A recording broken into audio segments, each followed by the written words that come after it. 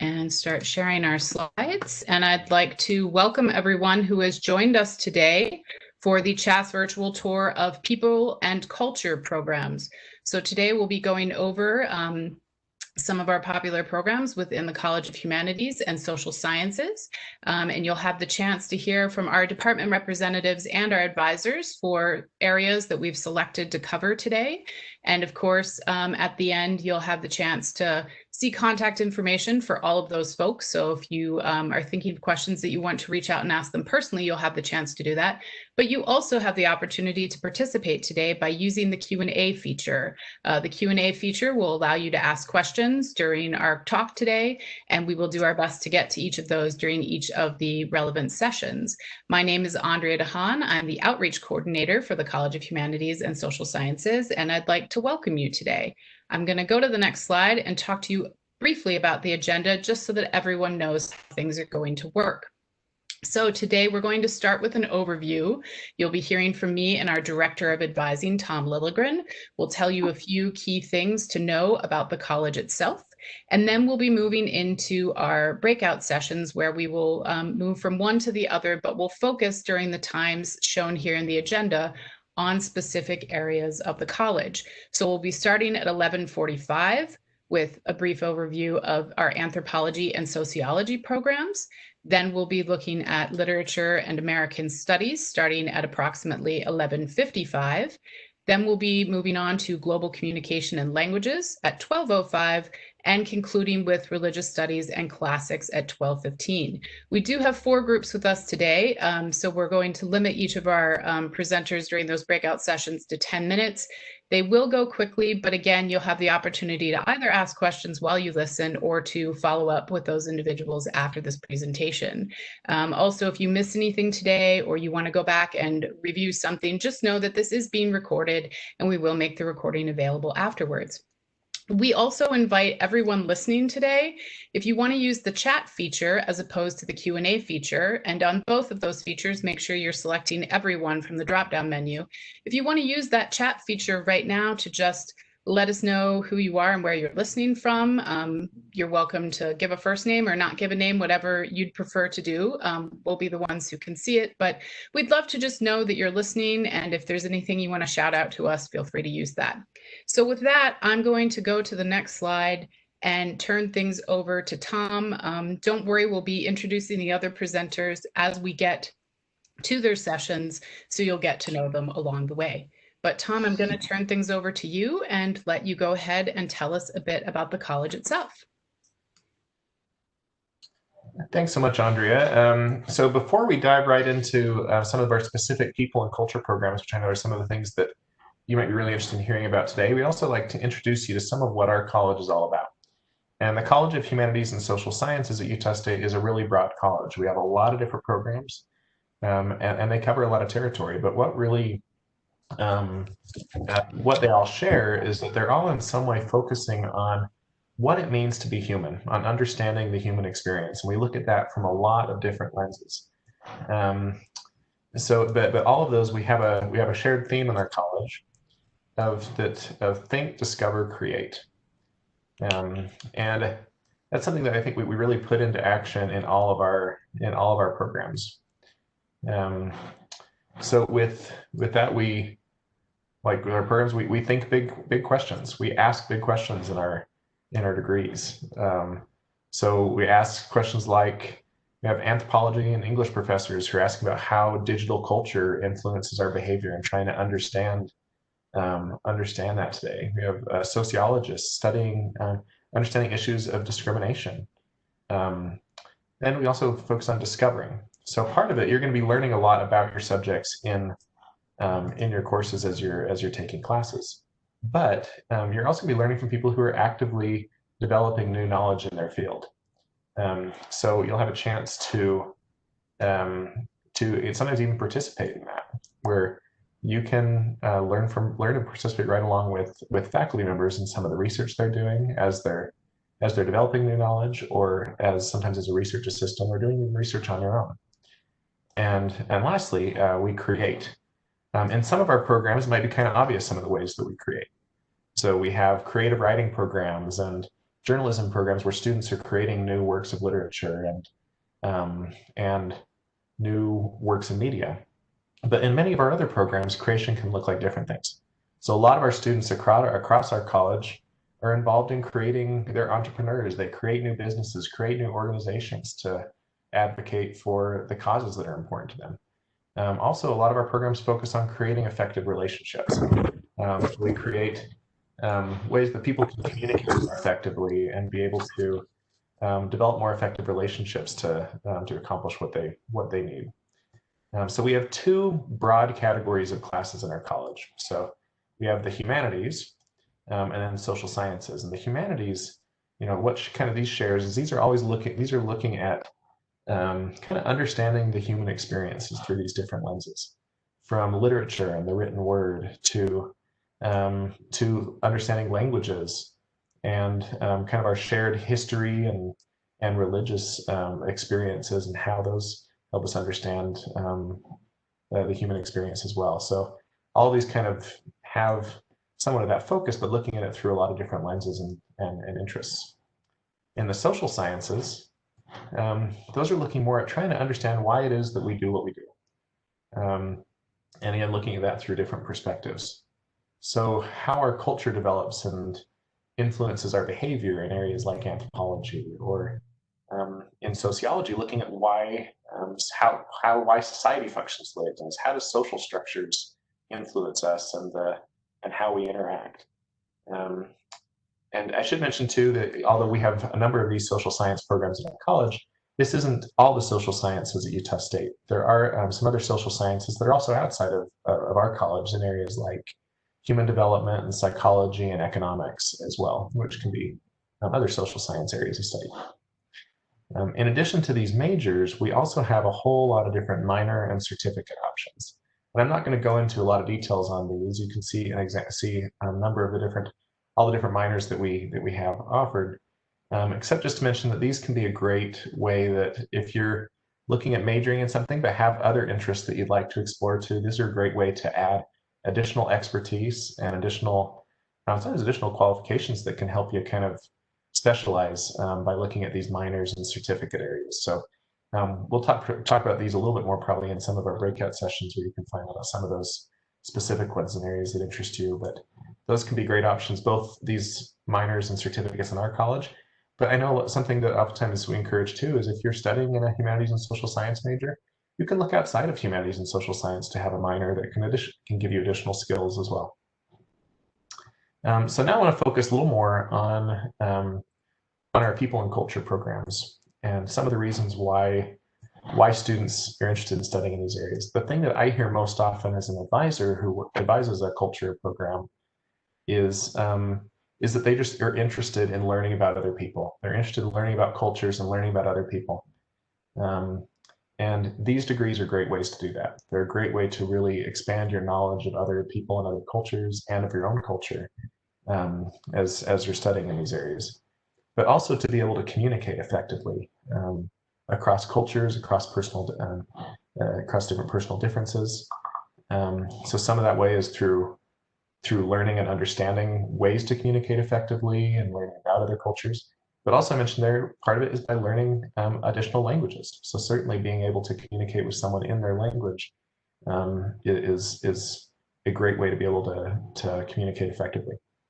And lastly, a lot of people are interested in these areas because they're great ways to really make a difference.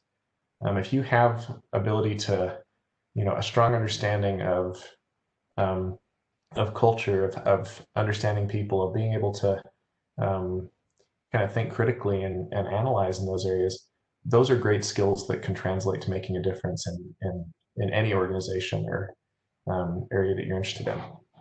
So some of the skills that we anticipate that you'll develop as you're studying in these areas would be one, being able to just understand and respect cultural differences. So you'll really develop a strong understanding of not only possibly specific areas that you study, but some of the skills that can help it so you can make sense of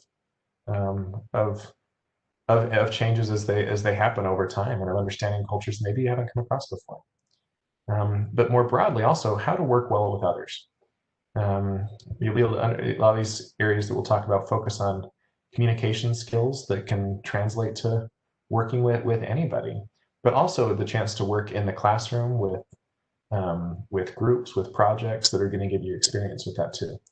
And being able to understand and impact the big picture.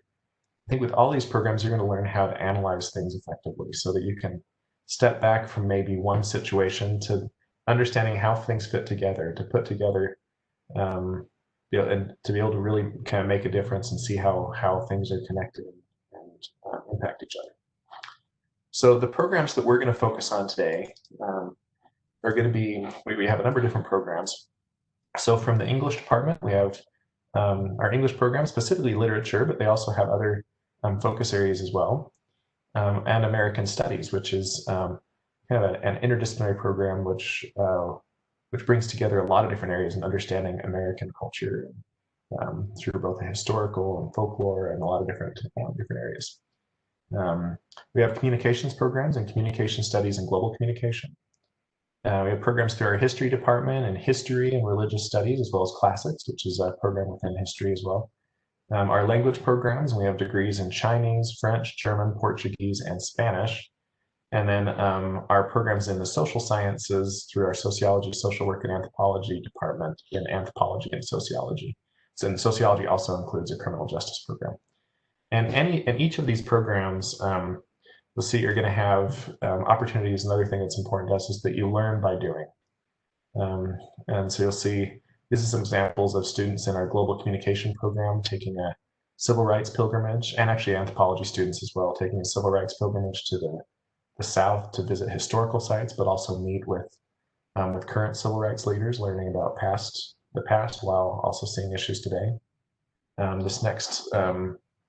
next slide that's on here, let's see, this is students in our anthropology program doing a field experience in Peru, both doing cultural research and helping a country that had recently had a flood.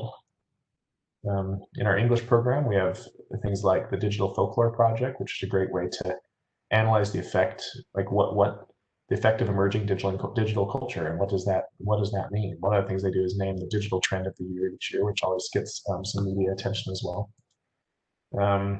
This next example is one of our faculty from our Spanish program leading the annual Day of the Dead procession we've done on campus, so a chance to really experience cultural traditions firsthand.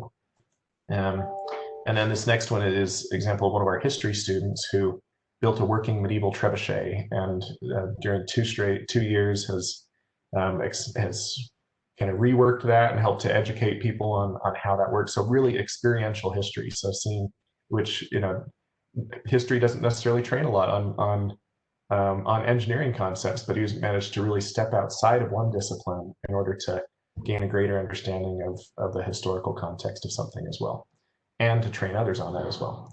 So those are just a few examples of learning by doing. And I want to turn the time over to Andrea to talk a little more on what our students do with their degrees.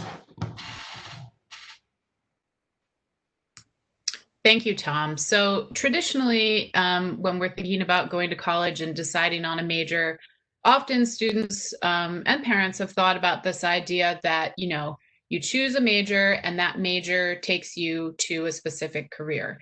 And that can be very true for certain areas. Chances are good that, if you're studying, engineering, mechanical engineering, on the other end, you're likely going to end up a mechanical engineer. You might change your mind and go into something else, but that is preparing you very specifically for that career. If you're studying accounting, you're likely going to end up well prepared to be an accountant on the other end. And that is also true of some of the programs in our college. We have a number of programs that, students leave with a teaching certification, or they leave with licensure to be a social worker. But we also like to remind people that there's a lot of flexibility and adaptability in the College of Humanities and Social Sciences that gives you, we think, a specific edge. Because as opposed to thinking of just one major, one career, we like to see it as many majors can take you to that career, right? And as Tom mentioned, you might be adding a minor or a certificate to what it is you'd like to do to make yourself more adaptable and more qualified. But also you can see it as the converse, which is that one major can open the door to many careers. And that's what we really like about the degrees in the College of Humanities and Social Sciences, is that they are so flexible and that students can be ready for whatever the future holds. I've mentioned before that, there are careers today that were not even heard of or thought of in 1997 when I graduated from college, right? So I didn't know anything about social media. The internet barely existed at that time. Think about so much that has changed just in, the 20 plus years since I graduated from college. And we'd like to think that there's an advantage to being adaptable, flexible, and ready to move with, where the workplace goes. And specifically, we know that our degrees provide students with the skills that will make them flexible, adaptable, qualified candidates for the future. If we look here at the top skills that employers seek on a candidate's resume, and if I move to the next slide just to highlight some of them, we know our students leave CHaSS with strong communication skills, problem-solving skills, analytical skills, flexibility, adaptability, and interpersonal skills. And by the way, as someone who on behalf of our college is reading a lot of information about career trends, I've seen recent articles in the age of COVID that continue to stress how important these skills are, because we don't know where things are going, and it's really important to be adaptable and flexible in the current environment. So with that, I want to turn the time back over to Tom briefly, just to wrap up our overview, and then we'll be moving into our first breakout session. Thanks, Andrea. So we welcome everybody here. And as we go to these breakout sessions, I'd encourage you to attend any of those for any areas, for any and all areas that interest you. So I hope that you feel free to stick around. And if you have specific questions, to ask those in the Q&A or in the chat, and we can make sure to answer those for you. But you'll also, we hope that you can make these connections with the advisors, with faculty, department heads in these areas, and know that, if you have a question down the road, then there's people here to help you at that point too.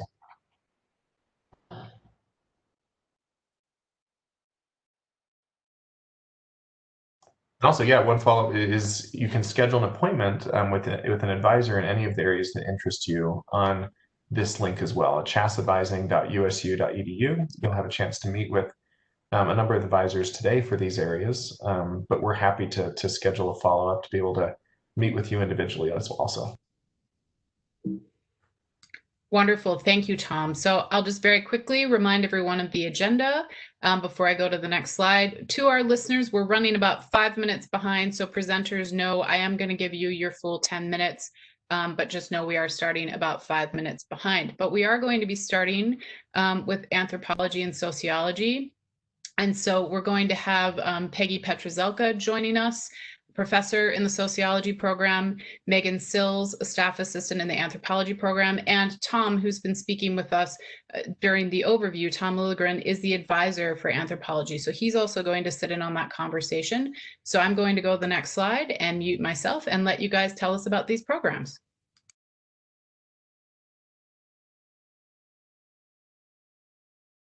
Megan, do you?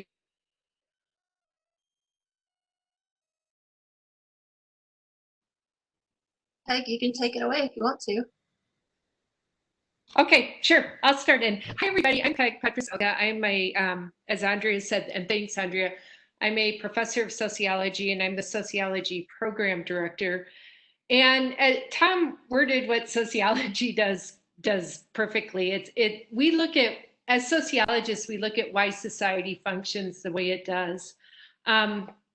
So we really try to understand, describe, and explain group behavior. We look at interactions between individuals and groups, but also groups and groups. And we have 4 main areas within our program. As students, you need to take one class, at least one class from 3 of the areas, just so you're leaving with a well-rounded introduction to sociology.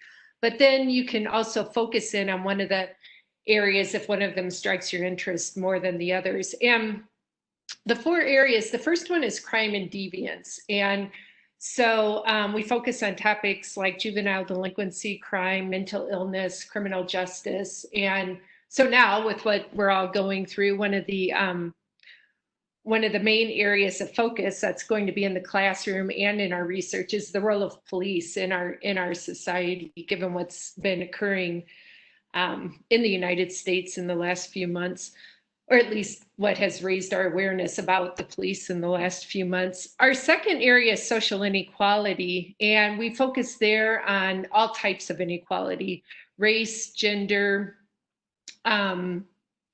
social class, and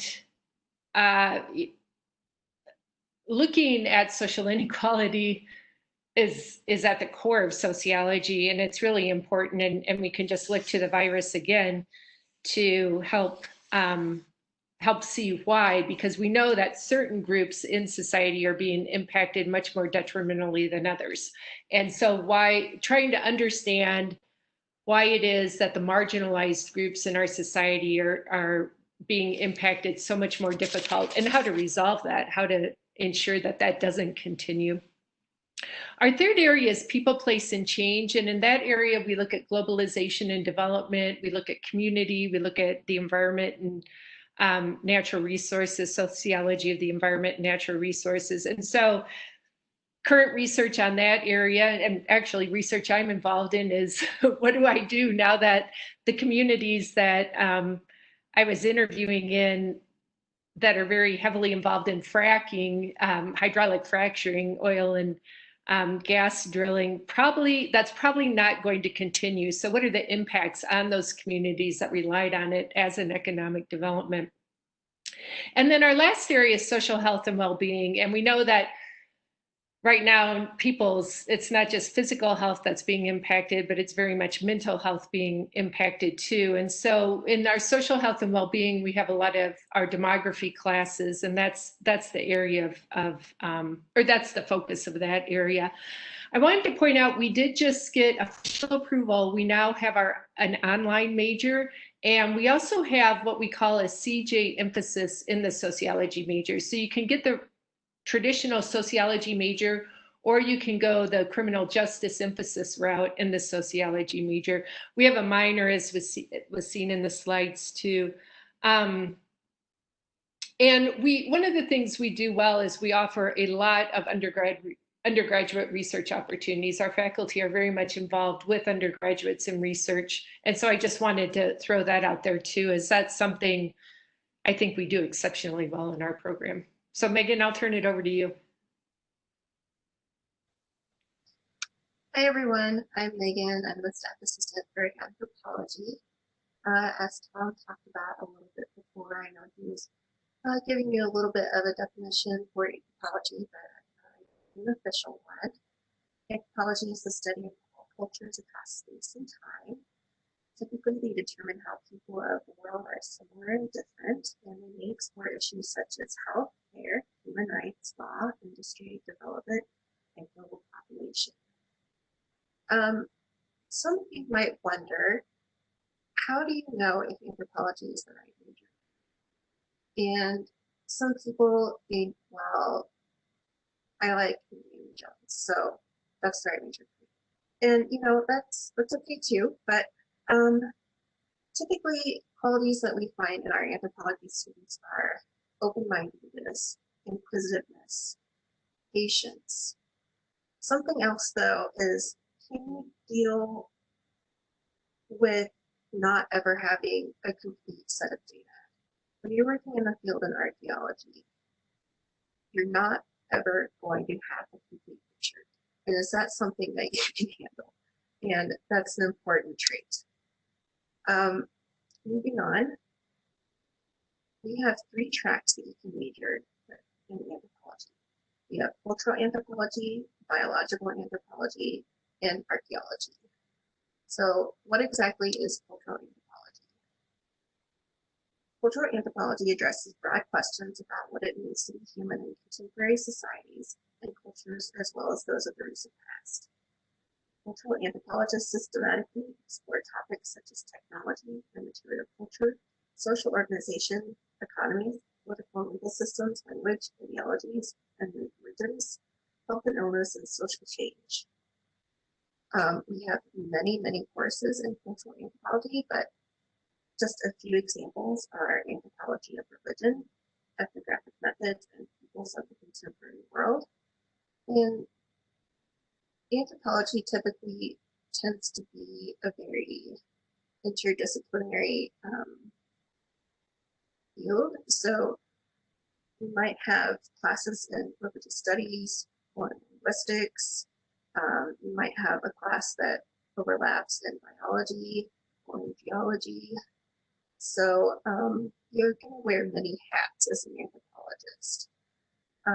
I also mentioned biological anthropology, and this studies human and non-human primates past and present from ecological and evolutionary perspectives, addressing the intersection of behavior, culture, and biology, and how these systems impact health and well-being. Examples of these courses are Sociology, Introduction to Living Primates and Perspectives on Race. Might also take Anatomy, which is a biology course, and that can count towards your biological anthropology major. The last track that you can major in is archaeology. And this is you study people and cultures through the analysis of material remains. And some of the courses that we have for that track are zooarchaeology, lithic analysis, and archaeology of the West. Some of the skills that you'll walk away from the program with, you'll be able to think critically. We also emphasize reading and writing skills. A lot of our classes are very heavy on critical thinking and writing. And that is something that'll typically be very important in the careers that you'll be looking at. You'll be able to solve problems across the humanities and natural sciences. And you'll also have a good understanding of the cultural diversity in the modern global world. So what do you do with an anthropology degree? Like Andrea mentioned, an anthropology degree is one of those degrees that can lead to many, many different degrees and careers. It might be something like international diplomacy, or a public health program, or a community development program. Our faculty can help mentor you in your search for a dream job. But you kind of have to learn how to communicate the skills that you learn in the anthropology degree to these careers. We have a career page on our anthropology website that will give you lists of possible careers that your anthropology degree can translate to. I'll put the website address in the chat when I'm finished talking to you so that you can go to the website. Peg was also talking about how the social sciences are relevant in the time of the virus right now. And it's a time that we're very much looking at the behavior of people. This is a time for sociologists and anthropologists to really get in and study and learn and just get in with the community to see what's going on and just dig in. So I think almost every anthropology program in the nation is looking at and teaching classes and doing studies. So in this time, this major is very, very relevant. So I think you should major in anthropology. Anyway, I'm going to turn it over to Tom. He has some more technical things to say about the anthropology degree. Yeah, I'll just briefly say for anyone who's interested in studying anthropology, it is a major where you're going to get a broad background in starting out, but the rest of the major you really get to kind of choose your own path. And so we can work together in advising and also with faculty and kind of figuring out what's going to help you to fit your interests and what you want to do with the degree. There's a lot of flexibility with that and opportunities where you can get involved in research. Also field schools. I showed the example of students going to Peru. We also have an archaeology field school where students do literally get their hands dirty with archaeology during the summer, doing an original archaeology field work. So for anyone who is interested in that, feel free to reach out to Megan or I, and we'd be happy to answer any questions that you have and help you to kind of figure out what your path would be within anthropology too.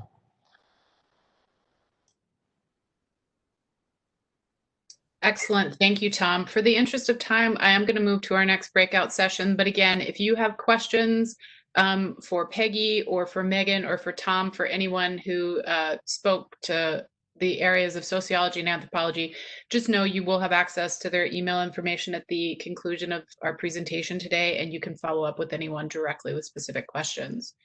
Next, we are going to hear from Phoebe Jensen, the department head of English, and Susie Parkinson, the advisor in English. And I believe, Susie, you're starting us off, so I will turn the time over to you. Super, thank you. Yes, my name is Susie Parkinson, and I'm the advisor for the English department. The English department houses two majors, the English major, of course, and then also the American Studies major. Within the English major, we have a number of different emphases. We have an emphasis in creative writing, an emphasis in prop tech writing, or technical communication. We have an emphasis in teaching. But today we're going to focus on the emphasis of literature.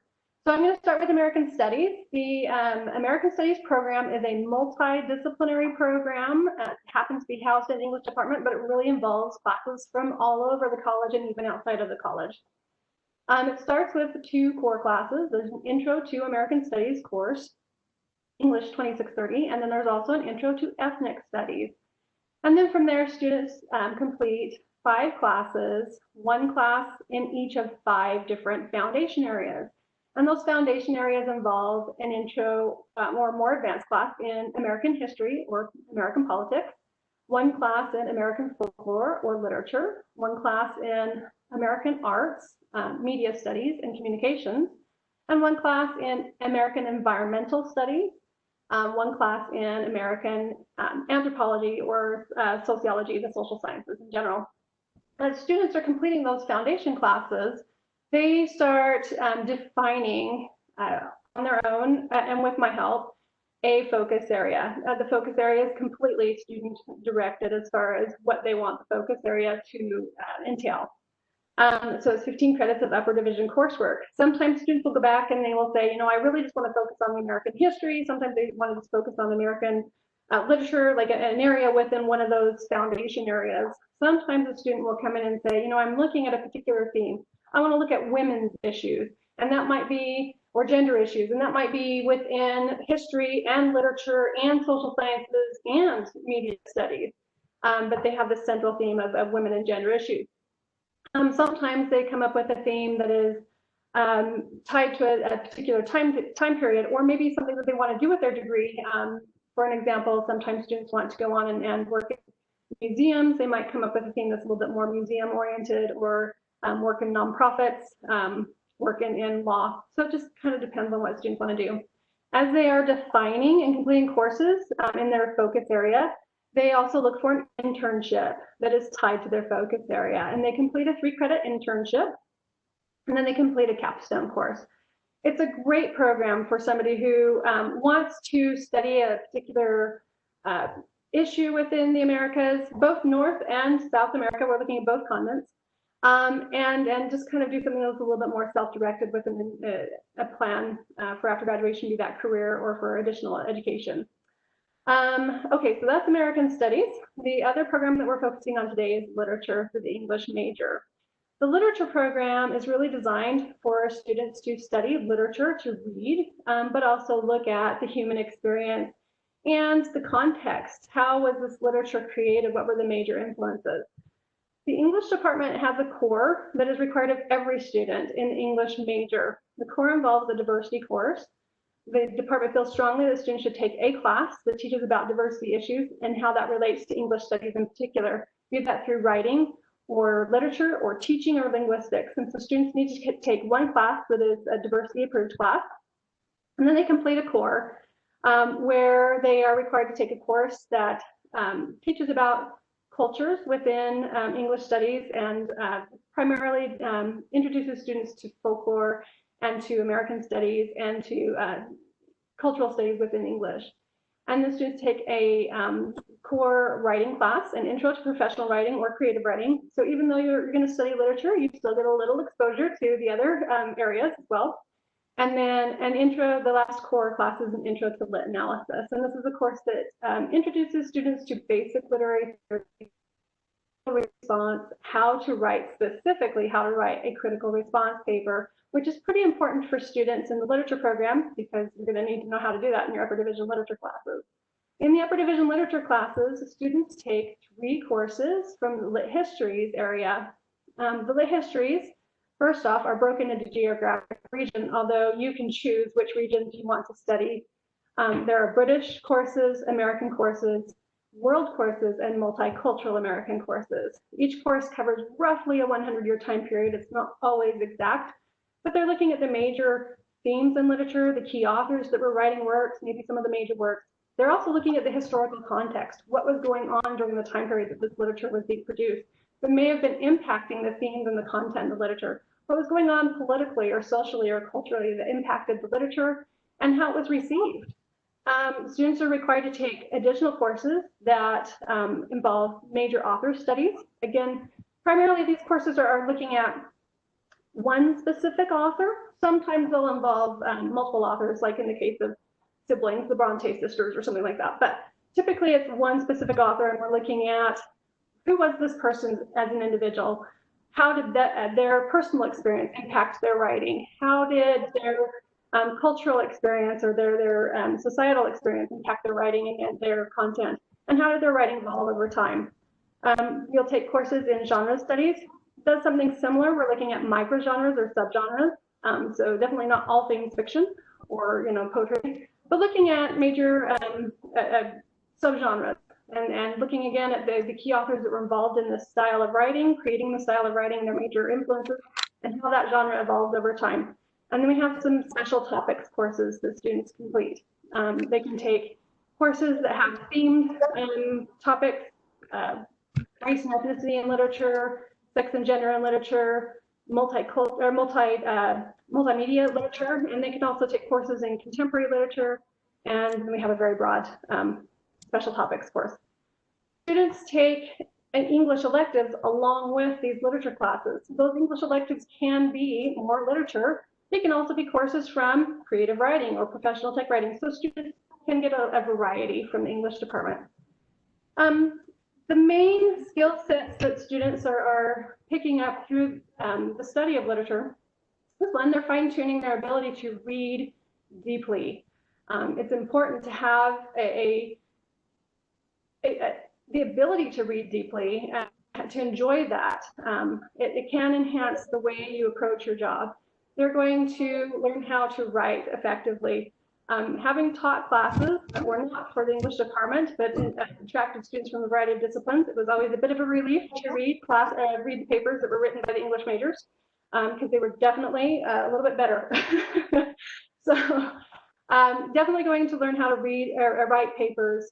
You converse in classes. The classes are very discussion-based, small classes, so you're going to get a lot of experience talking to your peers and talking in front of your class about the different themes that you're seeing within literature. There will be some back and forth. You'll get some practice with some argumentation and debate. And all of these communication skills are in high demand. So a couple of things I just want to point out with the English program in general, and then I'll turn time over to you, Phoebe. The English majors, the non-teaching emphases, and the American Studies program, they're small majors, meaning that the number of credits that are involved in completing the major requirements it's small. There's somewhere between 45, 47 credits. Students need 120 credits to graduate, which means you have a big gap of elective credits that you'll have to complete to get to graduation. So it's important to think about what you want to do with those elective credits that shows some intentionality. Certainly, if you really want to, you could do 30 credits of PE and graduate. I really don't recommend that, but it is technically possible. But I like the idea of students being a little bit more intentional with their elective credits. So a couple of things to think about. You can certainly complete another small major.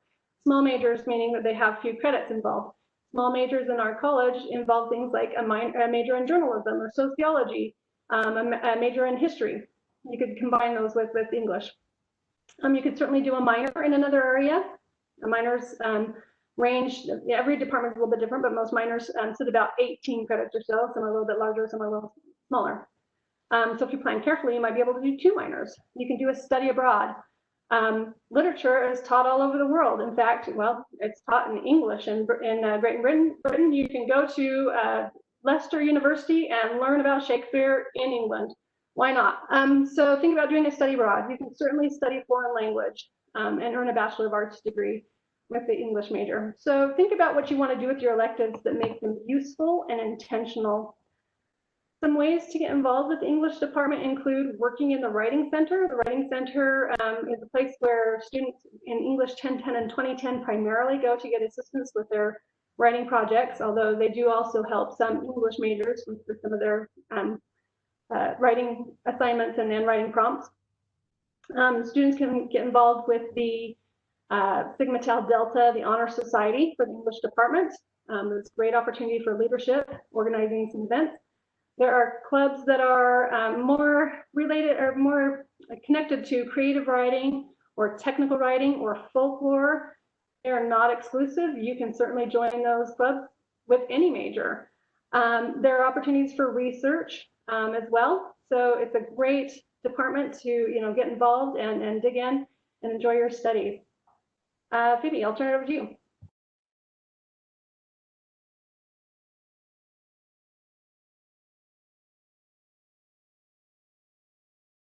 So I can speak about what I think is particularly important about being an English major, which is that it's fun with a purpose. Our students repeatedly talk about how the reading that they do in our classes and the activities that they do and the writing that they do is stimulating and enriching and helps them really think about those big questions that Tom was talking about. While also preparing you for a whole variety of careers. We're the original flexible major. We are all about communication and analysis. So just to stress a few things that Susie talked about, we are all about small classes, lively discussions, passionate disagreements and agreements, learning how to change your mind, thinking about how the stories people tell now and in the past, and maybe stories about the future, shape the big questions about what it means to be human, and particularly what it means to think about social justice in the world. So if you have a passion for language and history and stories, you will find your people in the English department. You will read a lot of really wonderful things, but those fun stories that are funny and moving and tragic are also kind of masking a kind of profound way of thinking about what it means to be alive. You'll also have a lot of fun acting out plays, watching films, doing a lot of analysis of digital content. We have a lot of really strong technical writing that you can supplement any kind of literature or American studies work with. You might want to try a few creative writing courses on the side. So maybe it'll turn out you're going to be a content creator or a writer when you leave. So we are a really fun and lively department. We're really all about storytelling, thought of in the very broadest sense of what kind of stories do cultures tell itself across time. Thanks. Thanks so much, Phoebe and Susie, and I appreciate your learning more about the programs in the English department. I know personally my minor in English literature is one of the things I'm really proud of, because I know I learned an awful lot from that minor as well. I want to turn over to, in the interest of time, we'll move over to our Languages, Philosophy, and Communication Studies department. We have Dr. Brad Hall, who's the department head for that department, as well as Suzanne Wynn, who's the advisor for those programs, as well as Carson Tanton, who will also be working with languages advising, while joining us for those programs. So we'll turn the time over to them to talk more about those. Okay, I will go ahead and start this off. My name's Brad Hall. As I mentioned, I'm the department head for the Languages, Philosophy, and Communication Studies program. So I'm going to focus mainly on languages and our global communication programs for you today. If you're trying to learn about people or cultures and you have no clue about the language that they speak, you're somewhat fooling yourself about that group of people. So it's important to have an understanding of languages. As is mentioned, we have majors in Portuguese, Spanish, French, German, Chinese. We also have minors in Japanese and Arabic. And we have classes in Korean and Navajo and some others that, depending on your links, in Italian, that can be done as well. So there's lots of opportunities to be learning about cultures and about people. When you learn their language, you learn more about how they think about things. Our courses deal with cultural issues. They deal with practical types of things. We have business courses in each of those, but we also have literature courses that somewhat similar to what you'd find in the English program about the groups that you're studying, the people, how they think, how they connect with each other, all those different types of things. Those are wonderful classes. They are programs that you will enjoy. You'll make connections. There's clubs in each of those different language areas. You get to meet with others and talk in the different languages, as well as develop your own skills and understanding. And having a language makes you so much more valuable in the workplace with the diverse global world that we live in, made close in some ways through technology, but cultural issues still play a big role. And having language ability to connect with other people and to understand where they're coming from is vitally important. So lots of fun in our courses. They do lots of different types of things that help our students learn the language and learn about the people. The Global Communication Program is also a wonderful program. It's not focused on necessarily one specific language, though as part of the program, you do need to take at least 9 upper division credits in a language, as it's a multidisciplinary type of program. So that's still an important aspect, the language that comes into the Global Communication Program. You also do a practicum. Typically, those are adventures where you're going abroad, study abroad, internships in other countries, different types of international interactions. And admittedly, right now with the COVID-19, it's put a little bit of a limit on our travel plans, and some of our students are making connections through the internet, through meetings with those from other communities live, but through kind of what we're doing through broadcast. And there's some other options, and we also have people making connections and doing service types of things with communities that are perhaps from different cultural backgrounds, because you don't have to just go international to have different cultures. There are cultures right here locally that are distinct and that are important to understand. We also have a heavy influence in the communication classes in the Global Communication Program. One of the things that I do as I talk with students who are graduating these areas is I get their feedback. They love the professors. They know the professors care about them. They know them individually and personally. They also appreciate how applied the classes are. We get a focus in the global communication on things at an interpersonal level.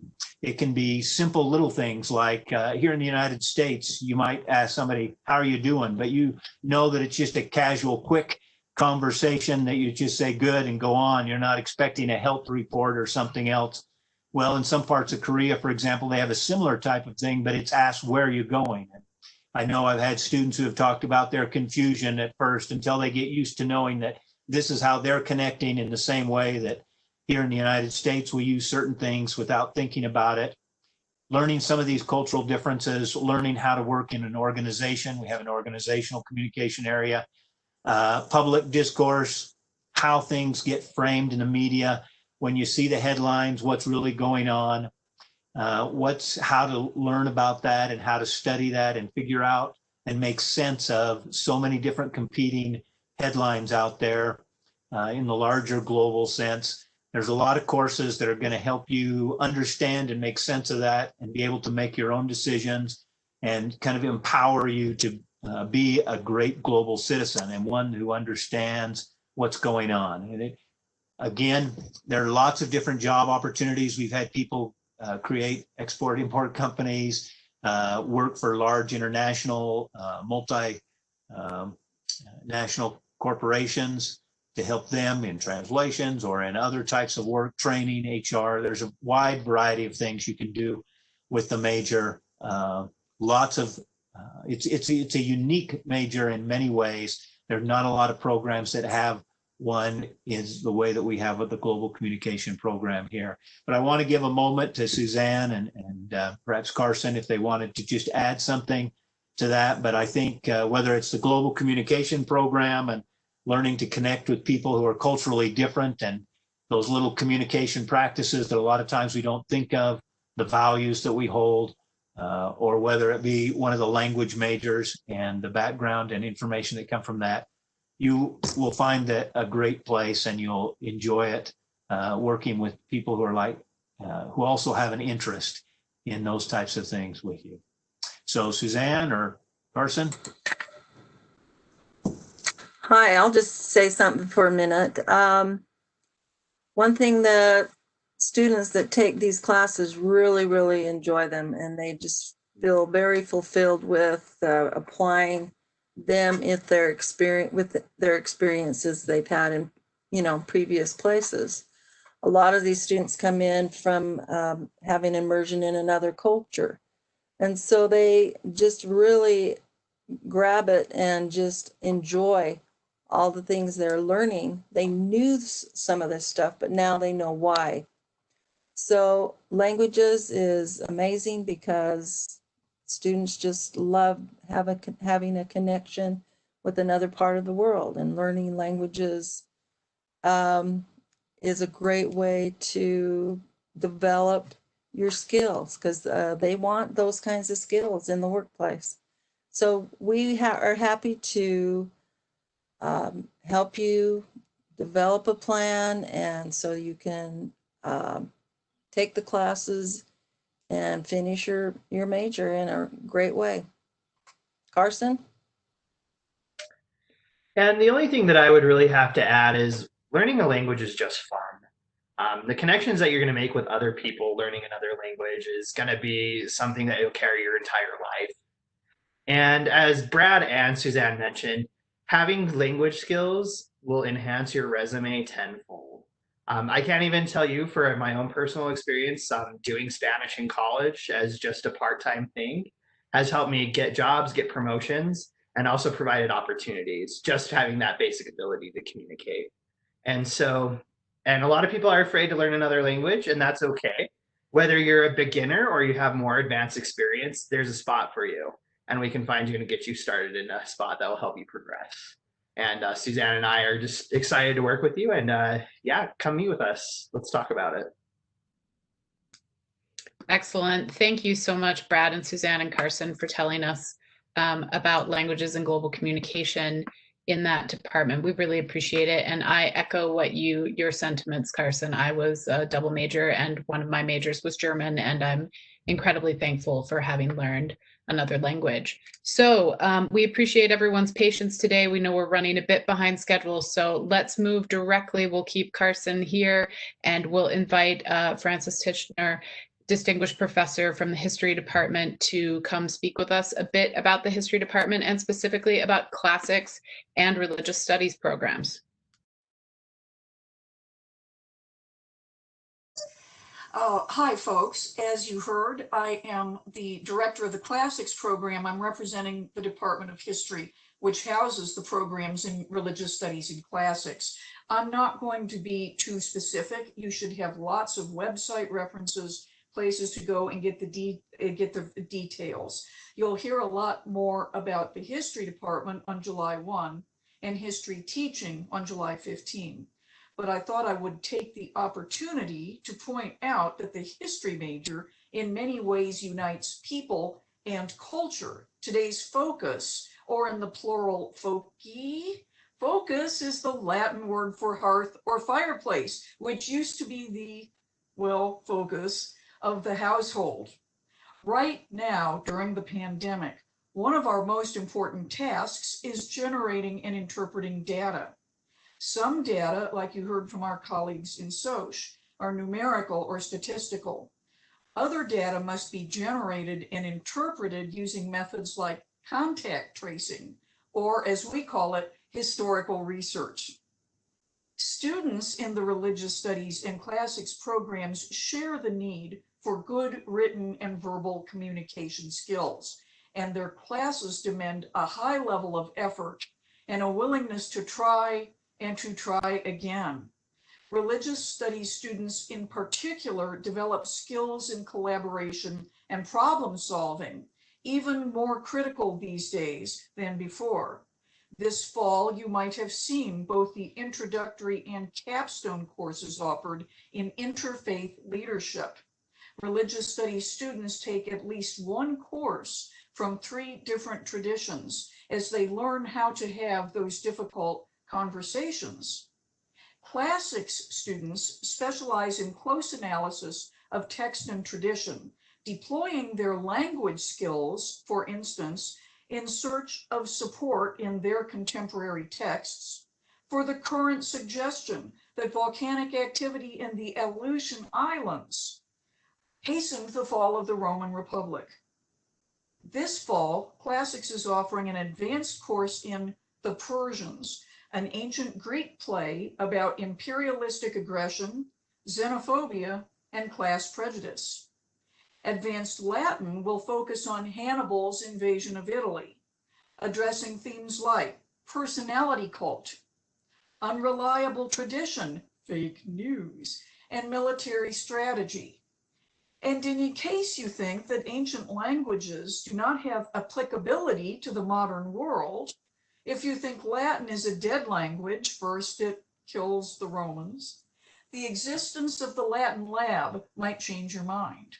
This team of senior Latin students and professors from history, classics, English, biology, they work on untranslated texts provided to them by scholars who need them for their own research.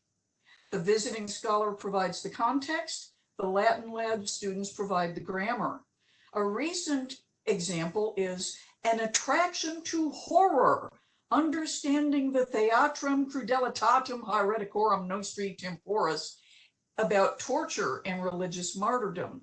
This was presented and won an award presented by Ellie Thorson at Student Research Showcase last April 22nd. Like other entities in CHaSS, including everyone you just heard from, history, religious studies, classics, pride ourselves on our community, that small college feeling, and our continued contact with alumni. Only COVID-19 kept us from our annual alumni reunion event, where 50 alums in classics, religious studies, history, returned for a weekend of feasting, playing live Risk, and renewing friendships.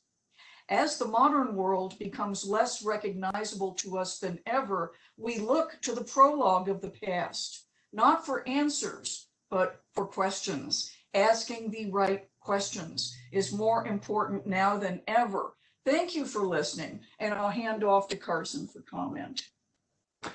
Thank you, Fran. And first, I just got to say that was awesome. And we do cool things here in history, classics, and religious studies. Look at that trebuchet from the beginning of the presentation. Wasn't that awesome? And so with our classics and religious studies programs, I always like to say that these are the best kept secrets on campus. Every student that I've worked with that's done any of those programs, whether it be a minor or a major, has absolutely loved it. And I know that's something that you would love too. Classics is going to focus on Greco-Roman history, civilization, Greek and Latin language. And then religious studies focuses on this critical study of religion. Religion plays a part in almost every aspect of our lives in our society. Foundations of how our government is set up to even the clothes that we wear have ties to religion. And so, and like Fran said, it's more important now to have that understanding and that cross-cultural competence, but also to ask the right questions. And when it comes to these programs, they're very flexible programs similar to English, where you get to tailor your study to areas that you're interested in and different religious focuses, while providing a broad education in religious studies and classics. And so come meet with me, spend some time to sit down. We can talk about your interests specifically and some of your goals. Both of these majors in religious studies and classics can lead to different career opportunities. Students go on to work in careers anywhere from education to law to international relations, down to even being a faith leader in their respective faith. And so come chat with me. Let's talk about it, and let's set some goals and get you on a path to graduation. Thank you so much, Carson. Thank you so much, Fran. Thank you to our listeners. We know that we've made you hold on a little bit longer than anticipated today. And we're sorry that we ran a little long, but it's because we had so many wonderful things to share. So thank you to all of our presenters for taking the time today to tell us a bit more about programs in anthropology and sociology, English, literature, global communication, languages, and classics and religious studies. As you can see here on the slide I'm sharing at the moment, I'm providing you with the contact information for all of our presenters today. So if you had a specific question or there's something that you missed, something you want to follow up on, you have their contact information, you can reach out to them. You also have my contact information and that of my co-host, Tom Lilligren. As we mentioned at the beginning, you can reach out to CHaSS Advising to schedule an appointment or to talk to an advisor about any of the specifics that we've talked about today. And I also would invite you, you'll notice this link at the bottom of the screen for chas.usu.edu. That's our main page for the College of Humanities and Social Sciences. But if you add /explore, you can learn about all of these virtual tours that we're doing this summer. So we've already held a number of tours. You can go back and watch the recordings of those, or you can come back and find the recording for this one today. Let's say there's something that you want to go back and revisit. You have the opportunity to do that, as well as to register for other program tours. So as we've talked about today, there are opportunities to make your experience in CHaSS even more rewarding by adding a second major or a minor or certificate. So I encourage you to come sit in on some of our other virtual presentations that we're holding and learn more about all of our programs. So again, I thank everyone who presented today. I thank everyone who listened today or came back and listened to the recording of this. And if you have questions, please let us know. We'd love to help you out and get you connected to the resources that we have available in CHaSS. So thanks everyone. We'll sign off and wish everyone a good afternoon. Thanks for joining us.